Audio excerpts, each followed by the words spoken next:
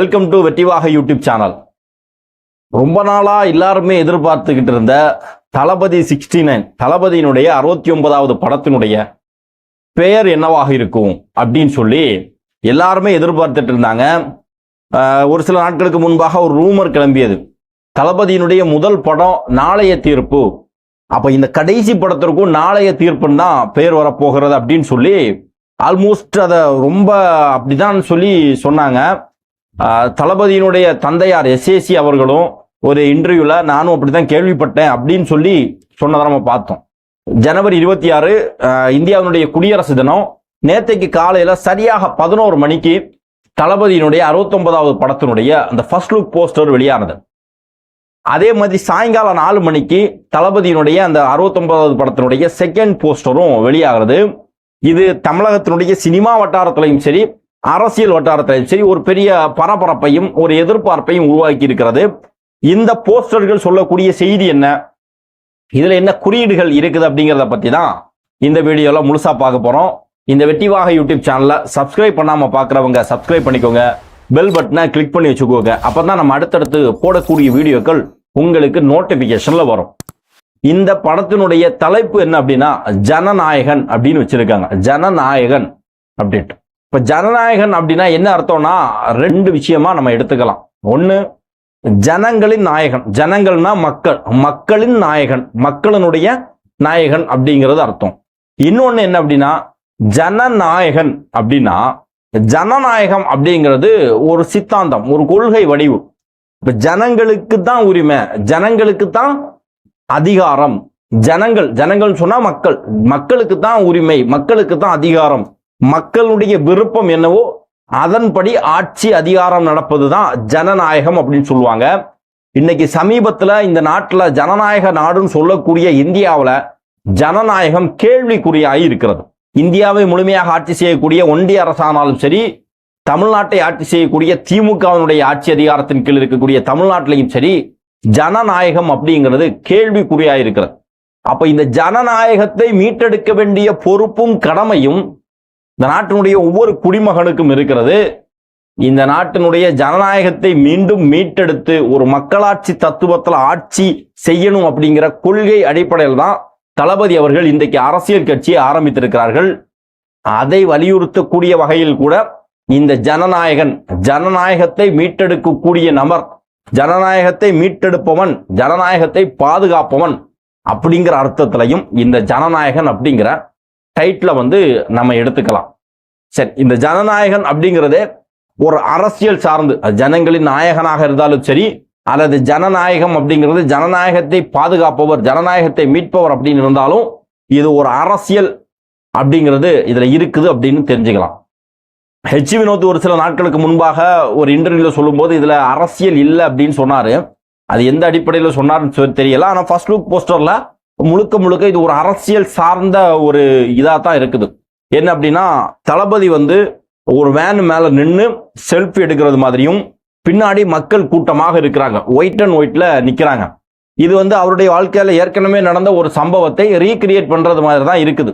Master படத்தின் போது இதே மாதிரி ஷூட்டிங் ஸ்பாட்ல வேன் மேல ஏறி நின்று செல்ஃபி எடுத்தாங்க. அது ஆல்ரெடி இந்த போஸ்டர் வைரலாக பரவிச்சு. அதே சிச்சுவேஷனை மீண்டும் ரீகிரியேட் பண்ணது மாதிரியே இருக்குது. ஆல்மோஸ்ட் அப்படிதான் இருக்குது. ஆனா இதுக்கு முன்னாடி பேக்ரவுண்ட்ல இருந்தவங்க எல்லாம் ரசிகர்களாக இருந்தார்கள். இப்போ பேக்ரவுண்ட்ல இருக்கிறவங்க எல்லாம் ஒயிட் அண்ட் ஒயிட்ல தொண்டர்களாக இருக்கிறதாக காண்பிக்கப்பட்டிருக்கிறது. அந்த ஜனநாயகன் அப்படிங்கிற போஸ்டர்ல கூட அந்த எழுத்து வடிவத்துல கூட மக்கள் கையை வைத்துட்டு உரிமை முழக்கமாக மக்கள் ஒரு ஆர்ப்பரிப்போட கை வைத்துட்டு இருக்கிறது மாதிரியான அந்த வெக்டார் இமேஜோட அந்த படம் இருக்குது. ஸோ அப்படின்னு சொன்னா இதுல ஒரு அரசியல் இருக்கிறது, இந்த படத்துல அரசியல் பேசப்பட்டிருக்கிறது அப்படிங்கிறத புரிஞ்சுக்கலாம். சரி, ரெண்டாவது ஒரு போஸ்டர் சாயங்காலம் 4 மணிக்கு ரிலீஸ் ஆச்சு. அது இன்னும் வேற லெவல் போஸ்டர். இன்னும் வேற லெவல் போஸ்டர்னா தளபதியினுடைய எதிரிகள், தளபதியினுடைய அரசியல் வருகையை எதிர்பார்க்கக்கூடியவர்களுடைய வயிற்றுல புளிய கரைக்கிறது மாதிரி ஒரு போஸ்டர். தளபதியினுடைய ரசிகர்கள் தளபதி 16 படத்தை எந்த அளவுக்கு எதிர்பார்க்கிறாங்கன்னு தெரியல. ஆனா தளபதியினுடைய எதிரிகள், குறிப்பாக தமிழ்நாட்டில் எதிர்கட்சியில் இருக்கக்கூடியவர்கள், தளபதிக்கு நேர் எதிராக அரசியல் செய்யக்கூடியவர்கள் ரொம்ப எதிர்பார்க்கிறாங்க. ஏன் அப்படின்னு சொன்னா சாதாரணமா ஒரு 10 நிமிஷம் இந்த ஆளு பேசினாலே ஆளக்கூடிய ஆட்சியாளர்களை கதற விடுறாரு. 10 நிமிஷம் பேச்சுதான். ஆனா ஆளக்கூடிய ஆட்சியாளர்கள் கதறிக்கிட்டு இருக்கிறாங்க. அதை வச்சு ஒரு மாசம் விவாதங்கள் போகுது. மக்கள் அந்த அளவுக்கு ஆர்ப்பரிக்கிறார்கள் அவருடைய பேச்சை பார்த்து. இந்த மனுஷன் என்னன்னா ஒரு 2.5 மணி நேரம் அல்லது 3.5 மணி நேரம் சினிமால என்னெல்லாம் பேச போறாரோ, என்னென்ன தகவலை கொடுக்க போறாங்களோ, இந்த படம் எப்படி இருக்க போகுது அப்படிங்கிற ஆர்வம் நம்மை விடவும் அவர்களுக்கு தொட்டி கொண்டுள்ளது. இன்னும் சொல்ல போனா 2026 தேர்தல் பிரச்சாரத்தையே இந்த 2.5 மணி நேரம் படத்துல முடிச்சிருவாரோ அப்படிங்கிற அளவுக்கு பயந்துகிட்டு இருக்கிறாங்க. தளபதி அவர்கள் அரசியல் கட்சி ஆரம்பித்து ஏறத்தாழ 1 வருஷம் ஆக போகுது. இன்னும் ஒரு 6-7 நாள்ல 1 வருஷம் ஆயிரும். இந்த கேப்ல இவங்கெல்லாம் என்ன பண்றாங்கன்னா, அவர் நடிக்க போயிட்டார். அவருக்கு நடிப்பு முக்கியம், அவருக்கு நடிக்க போயிட்டார். இங்க தொண்டர்கள் வேலை பார்க்கறாங்க, அவர் நடிக்க போயிட்டார் அப்படின்னு. ஆனா தளபதி நடிப்பு அப்படிங்கிற விஷயத்துல தளபதி 69 அப்படிங்கிற படத்துல ஒரு சிறப்பான தரமான சம்பவத்தை செய்ய போறார் அப்படிங்கிறது இந்த ஃபர்ஸ்ட் லுக் போஸ்டர்ல தெரிஞ்சு போச்சு. அதுல ஒரு செகண்ட் வந்த அந்த போஸ்டர்ல சாட்டையை சுழட்டிக்கிட்டு நான் ஆணையிட்டால் அப்படிங்கிற வாசகத்தோட நிக்கிறாரு. இது அப்படியே புரட்சி தலைவரை முன்னிறுத்துது. புரட்சி தலைவரின் வழியில் இவர் செயல்படுகிறாரா அல்லது புரட்சி தலைவர் எம்ஜிஆர் மாதிரியே தன்னை கருதுகிறாரா அப்படின்னு சொல்லிட்டு எல்லாரும் பேசுறாங்க. விவாதங்கள் கிளம்பி இருக்கிறது. அதுல எம்ஜிஆரோடு இவரை கம்பேர் பண்ண முடியுமா அப்படின்னு சொல்லியெல்லாம் விமர்சனங்கள் வருது. நம்ம அதுக்குள்ளாடி போகல. ஆனால் எம்ஜிஆரோட நம்ம கம்பேர் பண்ணல. ஆனால் இங்க எம்ஜிஆர் செஞ்ச செயலை தளபதி செய்ய போகிறார் அப்படிங்கறதான் இந்த போஸ்டர் வலியுறுத்தக்கூடிய உண்மை. எம்ஜிஆர் அப்படி என்ன செஞ்சாரு? எம்ஜிஆர் அரசியல் சினிமால நடிச்சாரு. அதற்கு பிறகு அரசியல்ல வந்தாரு. அரசியல்ல நின்னாரு, போட்டியிட்டாரு, வெற்றி பெற்றார். கடைசி காலம் வரையிலும் மக்களுக்காக உழைத்தார். அதைத்தானே தளபதியும் செய்ய போறாரு. அவர் சினிமாவில் நடிச்சாரு, அதற்கப்புறம் அரசியல்ல வராரு, போட்டி போட போகிறார், வெற்றி பெற போகிறார், கடைசி வரையிலும் மக்களுக்கான நன்மையை செய்ய போகிறார் அப்படிங்கிறது அதனுடைய அர்த்தம். இன்னொரு விஷயம் கூடுதலாக என்ன அப்படின்னா, எம்ஜிஆர் அவர்கள் உயிரோடு இருந்த காலத்துல, இன்னைக்கு திமுக போற இடத்துல எல்லாம் பேசுவாங்க, எத்தனையோ நடிகர்கள் வந்தார்கள், எம்ஜிஆர் வந்தார், விஜயகாந்த் வந்தார், வைகோ வந்தார், இவர்கள் எல்லாம் எங்களை அசைக்க கூட முடியல, 75 வருட பாரம்பரியத்தோடு நாங்கள் இருக்கிறோம் அப்படின்னு சொல்லி மார்த்தட்டுறாங்க இல்லையா? ஒரு உண்மையை சொல்றோம், எம்ஜிஆர் அவர்கள் அரசியல் கட்சி திமுகவிலிருந்து தனியாக பிரிந்து அண்ணா திராவிட முன்னேற்ற கழகம் சொல்லி ஒரு கட்சியை ஆரம்பித்ததற்கு பிறகு அவர் மரணிக்கக்கூடிய தருவாய் வரையிலும் திமுக இந்த அதிகாரத்தின் பக்கம் தலை கூட வச்சு படுக்கல. ஆமா, அதான் உண்மை. திமுக இந்த அதிகாரத்தின் பக்கம் தலை கூட வச்சு படுக்க முடியல. அந்த அளவுக்கு திமுகவை ஓரம் கட்டியவர் அண்ணா திராவிட முன்னேற்ற கழகமும் எம்ஜிஆர். அதே தான் இன்னைக்கு ஃபியூச்சர்ல நடக்க போகுது. தளபதியினுடைய அரசியல் வருகை அப்படிங்கிறது திமுகவுக்கு ஒரு மிகப்பெரிய இழப்பு அப்படிங்கிறதுல எந்த விதமான மாற்று கருத்தும் இல்லை. அதனாலதான் இன்னைக்கு முதலமைச்சரே பேசுறார். என்ன பேசுறார் முதலமைச்சர்? ஒரு 2 நாட்களுக்கு முன்பாக பேசுகிறார். ஒரு இணைப்பு விழான்னு சொல்லி ஒரு நாடகத்தை நடத்துனாங்க. திமுக காரங்களே திமுக இணைக்கக்கூடிய ஒரு விழாவை நடத்துறாங்க. அதுல என்ன சொல்றாருன்னா, நேத்து அரசியல் கட்சி ஆரம்பித்தவர்கள் எல்லாம் இன்றைக்கு ஆட்சிக்கு வரக்கு நினைக்கிறார்கள், அவர்கள் யார் என்று நான் சொல்ல விரும்பவில்லை அப்படின்னு சொல்றார்.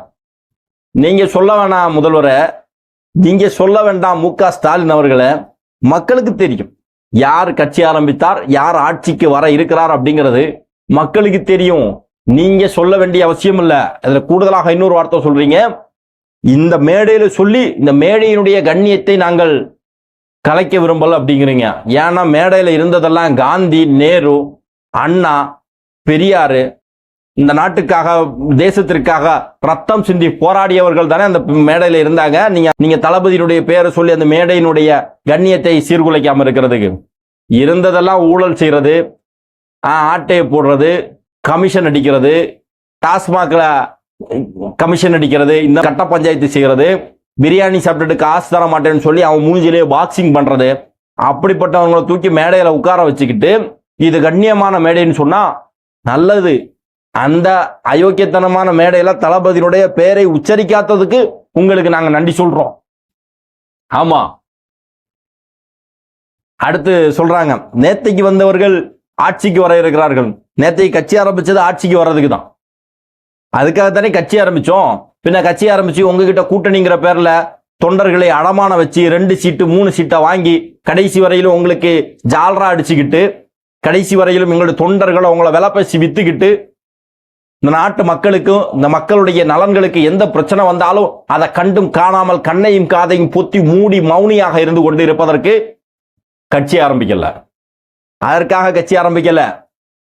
உங்களை இந்த ஆட்சி அதிகாரத்திலிருந்து அகற்றிவிட்டு மக்களுக்கு சேவை செய்வதற்கு, மக்களுக்கு நன்மை செய்வதற்கு, இந்த நாட்டினுடைய ஜனநாயகத்தை மீட்டெடுப்பதற்கு, அனைத்து தரப்பு மக்களுக்கும் சுகமான நல்ல ஒரு வாழ்க்கையை அளிப்பதற்கு தான் கட்சி ஆரம்பிச்சிருக்கோம். அதற்காக நாங்கள் கட்சி ஆரம்பிச்சோம்னா ஆட்சி அதிகாரத்தில் வருவதுதான் கரெக்டாக இருக்கும். ஆட்சி அதிகாரத்தில் வருவதற்காகத்தான் வேலை செய்ய போறோம். ஆட்சி அதிகாரத்தில் வரத்தான் போறோம். நாங்க இதுக்கு முன்னாடி சொன்னதெல்லாம் செய்யத்தான் போறோம். இதெல்லாம் நீங்க பார்க்கத்தான் போறீங்க முதல்வர் அவர்களே. சரி, இந்த படத்துக்கு வந்துருவோம். படத்துல 69 தளபதியினுடைய கடைசி படம் அப்படிங்கிறது எல்லாருக்குமே ஒரு சென்டிமெண்டா, ஒரு மன வருத்தம் இருக்குது தளபதியினுடைய ரசிகர்களுக்கு. இதுக்கு மேல அவரை திரையில நம்ம பார்க்க முடியாது. அவருடைய நடிப்பாகட்டும், அவருடைய ஆக்ஷன் ஆகட்டும், அவருடைய டான்ஸ் ஆகட்டும், அவருடைய காமெடி ஆகட்டும், எதையுமே பார்க்க முடியாது அப்படிங்கிற மன வருத்தம் இருக்கலாம். ஆனாலும் தளபதி மொத்தமா ஃபீல்ட் அவுட் ஆகல. சினிமாவில் உச்சத்தில் இருக்கிறார். உச்சத்தில் இருக்கக்கூடிய சினிமா அப்படிங்கிற துறையில இருந்து அப்படியே அரசியல் அப்படிங்கிற துறையில போறார். அங்கேயும் அவர் நீடித்து நிற்பார். எப்படி சினிமாவில் சாதாரண ஒரு நடிகனாக என்ட்ரி ஆகி இன்னைக்கு உச்சத்துல இருக்கிறாரோ, அதே மாதிரி அரசியல்லையும் ஒரு உச்ச நிலையை அடைவார். தினம் தினம் மக்கள் மத்தியில அவருடைய முகம் தெரியும் அப்படிங்கிறதுல எந்த விதமான மாற்று கருத்தும் கிடையாது. இன்னும் ஒரு சில பேர் அவருக்கு அரசியலை பத்தி என்ன தெரியும் அப்படின்னு சொல்றாங்க. RS பாரதி கேட்கிறாரு, அவருக்கு அப்பா யாருன்னு தெரியுமா, அம்மா யாரு தெரியுமான்னு சொல்லி அயோக்கியத்தனமான வார்த்தைகள் எல்லாம் சொல்றாங்க. அவருடைய அப்பா சேசி, அவருடைய அம்மா சோபா அவர்கள், இது ஊருக்கே தெரியும், நாட்டுக்கே தெரியும். RS பாரதியினுடைய அப்பா அம்மா யாருன்னு சொல்லி நாம கேட்க வேண்டிய அவசியம் கிடையாது. அந்த அளவுக்கு கேவலமான அரசியலை நம்ம செய்ய போறதும் கிடையாது. அவருக்கு என்ன தெரியும், அவருக்கு நடிகனாக இருந்தவருக்கு என்ன தெரியும்னு சொல்றாங்க. அவருடைய ரத்தத்திலே ஊறி இருக்குங்க மக்களுக்காக போராடணும்னு, மக்களுக்காக உழைக்கணும்னு அவருடைய ரத்தத்திலே இருக்கிறது. அவருடைய தந்தையார் SA சந்திரசேகர் அவர்கள், அவர் ஒரு அருமையான டைரக்டர், அருமையான இயக்குனர். அவருடைய படங்கள் எல்லாம் பாருங்க, சட்டம் ஒரு இருட்டறை, அந்த படங்கள் எல்லாம் பாருங்க. முழுக்க முழுக்க மக்களுக்கு நன்மை செய்யறது, முழுக்க முழுக்க நல்லது செய்யணும் அப்படிங்கிற கருத்துக்கள் தான். ஜனங்களுக்காக, மக்களுக்காக, அநீதி இழைக்கக்கூடிய, அநீதிக்கு ஆட்படக்கூடிய மக்களுக்காக உழைக்கக்கூடியவர்களா தான் அவர் ஹீரோவா காமிச்சாரு. அப்படின்னு சொன்னா அவருடைய மனநிலை தான் மக்களுக்காக உழைக்கணும், மக்களுக்கு நல்லது செய்யணும், இந்த மாதிரி அநியாயங்களை தட்டி கேட்கணும் அப்படிங்கிற மனநிலையில தான் அவருடைய இயல்பே அதுதான். அப்ப அந்த இயல்பு தான் அவருடைய தந்தைக்கு இருக்குதுன்னு சொன்னா அந்த இயல்பு மகனுக்கு இருக்காதா? தளபதியினுடைய படங்கள்லையும் எத்தனையோ படங்கள் மக்கள் நலன் சார்ந்து மக்களுக்காக உழைக்கக்கூடிய படமாக இருந்துச்சு. தமிழன் படமாகட்டும், அல்லது சுறா படமாகட்டும், அல்லது தலைவா படமாகட்டும், சர்க்கார் படமாகட்டும், எத்தனையோ படங்கள் மக்கள் நலனுக்காக, மக்களுக்காக, மெர்சல் ஆகட்டும், கத்தி ஆகட்டும், இப்படி எத்தனையோ படங்கள் மக்கள் நலனுக்காக தன்னை அர்ப்பணிக்கக்கூடிய கதாநாயகனாக தான் அவர் இருந்திருக்காரு. இந்த சினிமால ரியல் ஹீரோ இல்ல, ரியலாகவும் அவர் ஹீரோவா தான் இருப்பார் அப்படிங்கிறத நிரூபிக்கக்கூடிய ஒரு சூழல் தான் உருவாக இருக்கிறது. இந்த தளபதி 69 அப்படிங்கிறது இந்த முதல் 2 போட்டோக்கள்ல அதுல ஒரு அரசியல் இருக்கிறது, அரசியல் சாயம் இருக்கிறது அப்படிங்கிறத நம்ம புரிஞ்சுக்கிட்டோம். அடுத்தடுத்து வரக்கூடிய போஸ்டர்கள், அது சம்பந்தமான செய்திகள்ல கூடுதல் தகவலை நம்ம புரிஞ்சுக்கலாம். ஃபைனலா வரக்கூடிய படம் அதை பார்த்தா முழுமையாக நமக்கு தெரிஞ்சிடும்.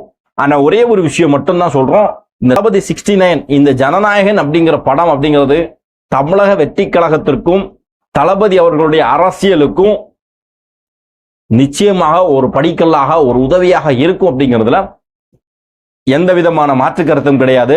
அன்பு சகோதரர்களே, இந்த வீடியோ சம்பந்தமாக உங்களுடைய மேலான கருத்துக்களை பதிவு செய்யுங்கள். நன்றி.